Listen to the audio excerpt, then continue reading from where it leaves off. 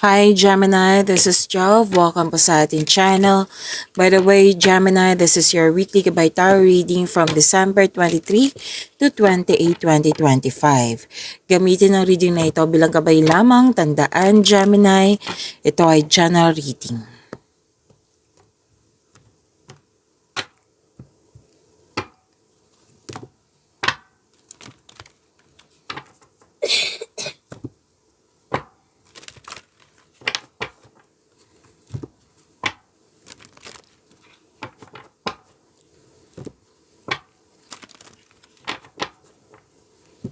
Para po ito sa iyo, Gemini, ngayong December 23 to 28, 2025.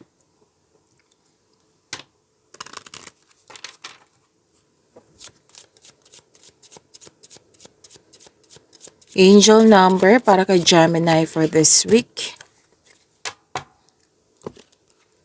Angel number 911. Courage.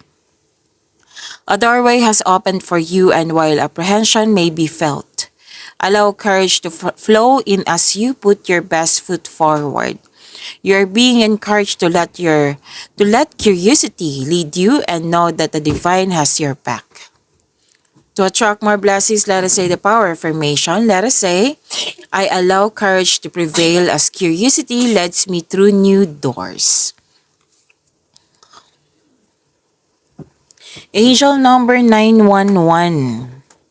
Sabi po dito, 'di ba? Courage. Taken action with courage. Kasi sinabi dito na may new beginning. Yes, new beginning na nafe-feel mo na may challenge. So, itong challenge na ito, may matutunan ka. Kailangan mong harapin and increase your confidence. Okay? Take action with courage. And sinabi naman dito curious ka sa pagbabago na ito. And please know that you are divinely guided. And know that the divine has your back. So yan po, yung angel number 911, claim niyo po. Ang ganda.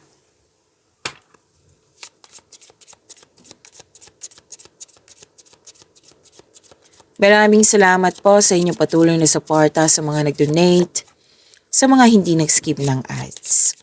Sa mga hindi pa nag-subscribe, subscribe na po kayo at click bell notification para updated po kayo sa bagong video natin. Para sa mga gustong magpa-reading po, comment po kayo ng personal reading and check my reply sa comment section.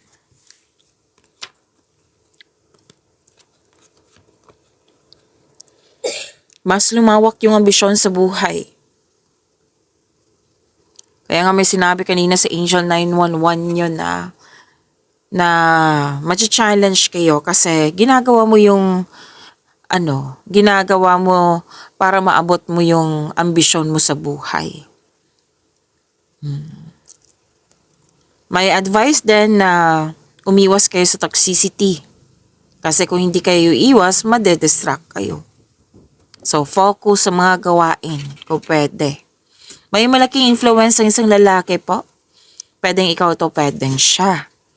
At may nakita rin ako ditong commitment, promises, offer, proposal, agreement. Yes, promises.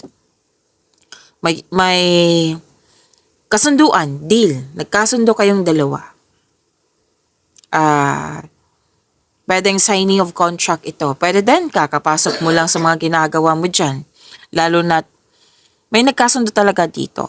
Pwede din na bagong pag-ibig to, bagong relasyon. May nakita rin ako ditong proposal sa buhay ng pag-ibig. Proposal, ikakasal, kasal, at may nag-uusap sa marriage contract.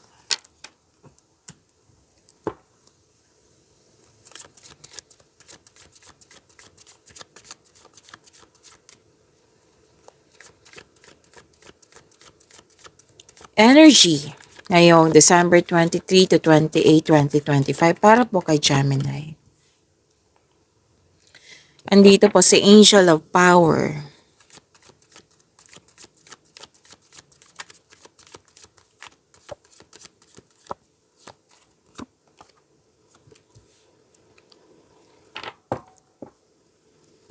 Para sa mga bago dito, kung may napansin kayo na repeating message, yan po yung pinupush ng card sa inyo. Like for example, nanood kayo sa inyong monthly, weekly, weekly dito, daily, second half of the month. Napanood nyo na ba? Yan po. May, anong tawag nito? May pinupush yung card sa inyo. Like, bigyan ng atensyon, solusyon at aksyon kung maaari po. So, ano yung energy ni Gemini ngayong December 23 to 28, 2025? Malakas ang iyong intuition. Bakit ko kinuha to? Kasi this is also a power. Diba? Andito si Angel of Power. So, kailangan talaga na, anong tawag dito? Malakas ang iyong intuition. At kailangan ng aksyon. Take courage. Kasi, nakikita ko dito, increase confidence to.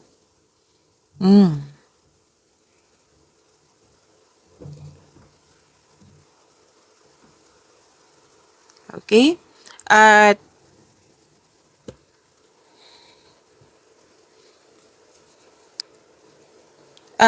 nang dahil sa malakas ang iyong intuition, malalaman mo yung sekreto, yung mga nangyari na malalaman mo, mga nangyari na hindi mo pa alam noon, malalaman mo ngayon.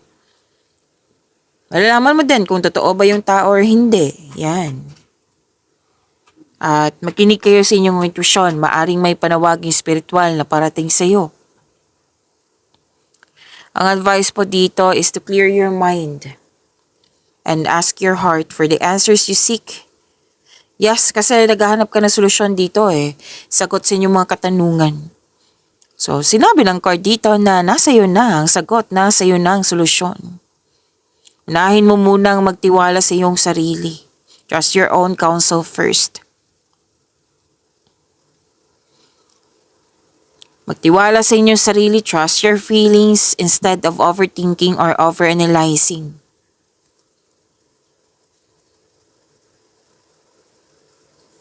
Makinig din sa inyong intuition regarding sa paggawa ng desisyon. Yes. Kasi gagabayan ka nito sa susunod na hakbang, lalo na sa in making financial or business decision. Sabi kanina, di ba, na nasa iyo na yung sagot, nasa iyo na yung solusyon.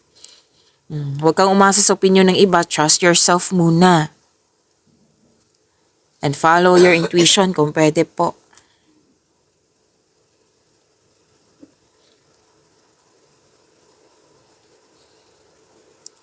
To attract more blessings, let us say the power affirmation. Let us say, sandito si Angel of Power, I value my intuition and trust the messages I receive.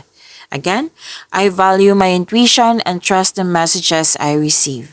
Kung sa Tagalog pa kasi may nag-request po, pinahahalagahan ko ang aking intuition at nagtitiwala sa mga mensaheng natanggap ko.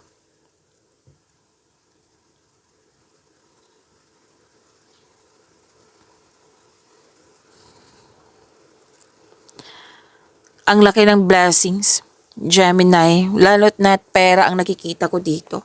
Resulta sa to sa inyong sipag at tiyaga Ang laki ng blessings. At natuwa ako sa nakita ko kasi naging generous ka sa kapwa mo. Nakita ko dito maraming nakadepend sa iyo. So you have abundant in life. Praktikal, mahusay sa buhay, maparaan, mapasuporta. Maalaga ka, maasahan ka. Nagkaroon ng time sa family, nakikita ko dito. And this is also may nanganak, may nag-aalaga ng baby, and this is also fertility. Kung pwede sa'yo, then go. Kung ayaw mo, then alam mo na, use protection. Kung lahat naman tayo dito, adult, huwag kayong mag-alala.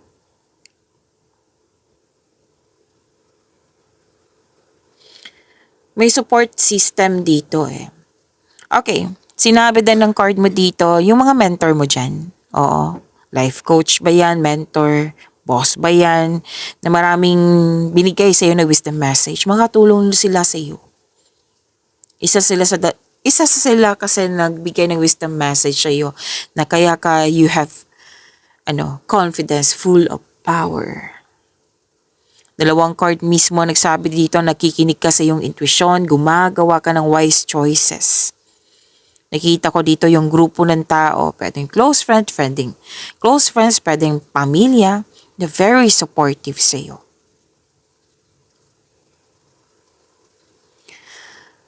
Kung pagod ka na hinaan ka ng loob, take time sa mother or mother figure or connect to the children, sa mga bata, sa inner child mo kasi mare-refresh yung energy mo. May mga ginagawa ka dito na makapag-relax sa'yo. Pwede din nag-spend time ka sa nature, naglilinis ng bahay, kung ano man yan na makapagbigay sa iyo ng relaxation, ginagawa mo po.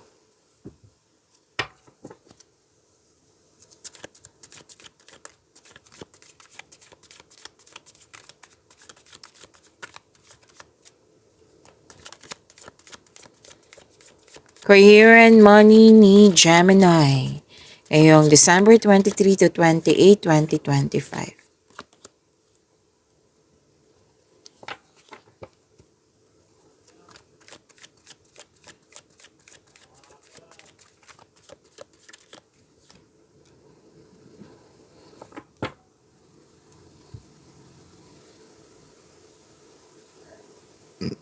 Excuse me, kailangan ko lang mag-burp.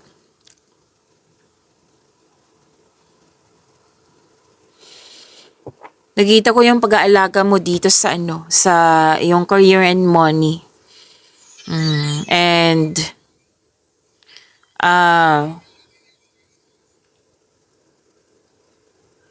marami kang naiisip na bagong ideas para sa ikakabuti ng iyong negosyo or trabaho at kaperahan.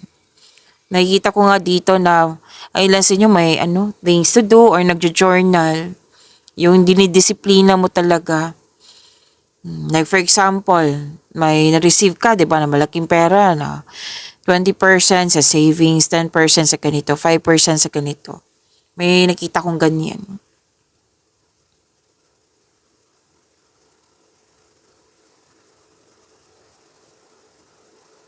Some of you nagbakasyon. Nakita ko dito nagbakasyon. Kasi 'di ba, holidays. May nakita nga ako nag-home declaration dito. Basta po malalim ang iniisip mo. Pero sinabi ng card dito na wag masyadong, yung sobrang lalim na talaga. Oh, 'di ba sinabi kanina dito sa energy mo na magtiwala sa iyong kakayanan, sa iyong sarili, kaysa mag-overthink. Okay? Kasi sinabi din dito sa dalawang card na ito.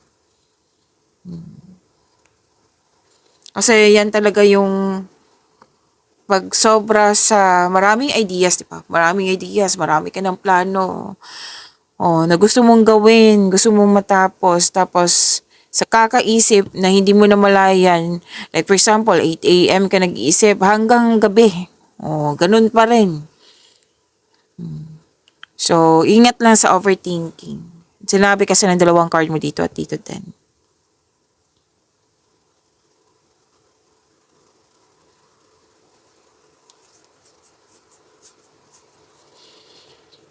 Okay, you want change. You want growth. Kaya, sinabi kasi ng card dito na wag mong i-pressure yung sarili mo. Relax lang, one by one. Kumbaga, one step at a time. Kasi may nakita kasi akong offer dito Tapos, ang siyang dahilan na nag-overthink na kayo. Yan. Na it might be nahihirapan kayo sa pagpili. Kumbaga, nakikita ko kasi dito, tatanggapin ko ba or hindi? Okay na ako sa sitwasyon ko. Pero gusto ko itong offer na ito kasi level up You want more, you want growth, you want change. Diba? So, nagkaroon ng hesitation. Ito yung natitrigger yung overthinking mo. So, balanse lang po. Hindi po masamang mag-isip. Balanse lang talaga. Kung nararamdaman mong masyado ng malalim, stop muna, pahinga. Kasi nakakaubos yan ng energy. Okay? And kasi nakikita ko dito na pinag-isipan mo talaga na mabuti, ayaw mo magkamali sa desisyon mo. Pero make it balance. Hindi po masamang mag-isip. Nakikita ko dito ha, nagbakasyon, di ba? Ang ilan sa inyo nagbakasyon. Or may pahinga. It might be rest day. Kasi nakikita ko dito na nag-spend kayo sa overthinking. Balance talaga. Kung nahihirapan ka, then hingi ka ng guide kay God para mapalaya mo yung sarili mo. Kasi, di ba, may offer sa'yo, binigay sa'yo. Tapos, nagkaroon ka ng doubt, hesitation, or pwedeng fear. Kasi ayaw mong mabigo eh. Baka mas okay tong situation ko ngayon kaysa noon, kaysa itong offer to. Yan. Kaya nga may sinabi dito, courage. Kailangan mo.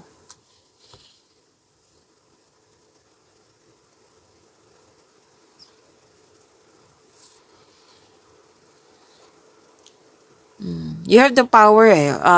Lumabas pa rin ang power dito. You have authority, masusunod yung gusto mo, decision, ideas, or plano. Magaling kayo sa mga ginagawa nyo, magaling kayo na leader, you have a very supportive co-workers, mga kasamahan dyan. Malaki ang tiwala nila sa iyo, sa iyong strength and skills. You're making tremendous progress sa iyong career, nag-level up na po kayo. So authority, leadership, stability. Yan, ang ganda.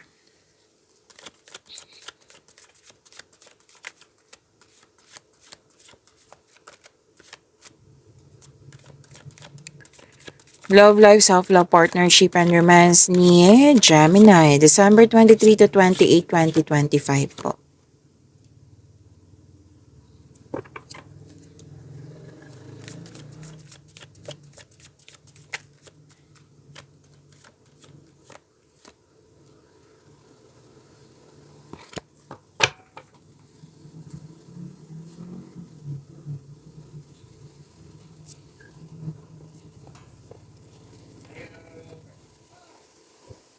Okay, so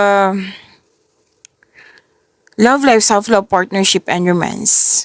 Baka may love reading tayo after nito ha, so abangan nyo lang. Okay?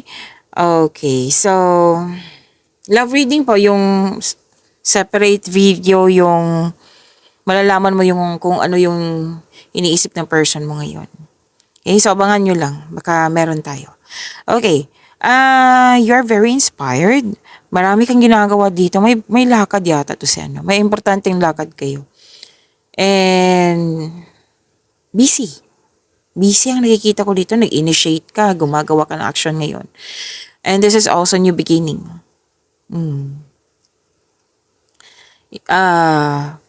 Sa mga single dyan, excited kayo dito eh. May ganap sa passion mo, may ligawan. Yan.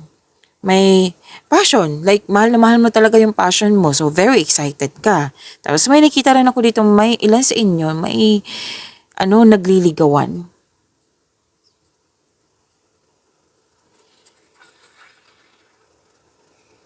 Sa buhay mag-asawa, sa mga marelasyon, nakikita ko dito yung love is blooming and magsimula na ng pamilya. May nakita rin ako dito magdagdag pamilya. Hindi ha.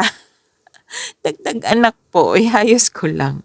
Dagdag anak.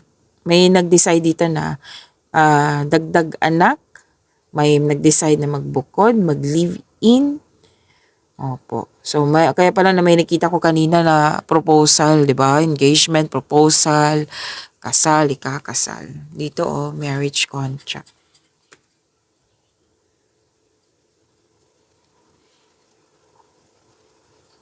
So, yun po. Very excited kayo. Okay.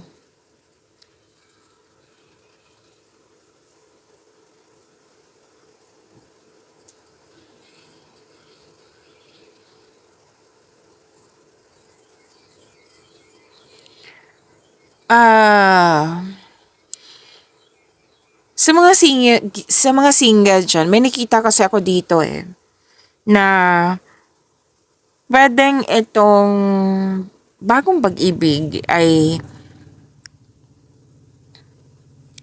masyadong malakas yung energy niya It might be kapwa mo tong air signs, Gemini, Libra, and Aquarius.